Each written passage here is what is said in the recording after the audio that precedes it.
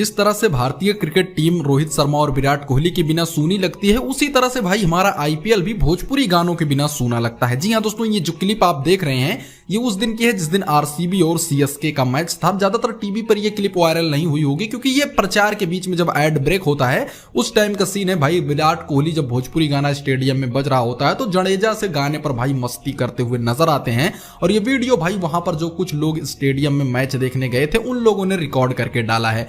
Bhojpuri industry में भाई खेसारी लाल यादव, पवन सिंह, नील कमल सिंह, ये 3 स्टार ऐसे हैं जिनके गाने इस टाइम पे आईपीएल में भाई ताबड़तोड़ बज रहे हैं। चाहे यूपी बिहार की टीम का मैच हो या ना हो, चाहे सीएसके का मैच हो, आरसीबी का मैच हो। अभी आरसीबी के मैच ही आप ये क्लिप देख रहे हैं भाई। अब की बार के आईपीएल में भाई बहुत ज्यादा मजा आ रहा है। वहां पर जो कुछ फैंस जाते हैं वहां पे भाई रिकॉर्ड करके डाल देते हैं, जो कि काफी ज्यादा अच्छा लगता है बाद में देखने पर।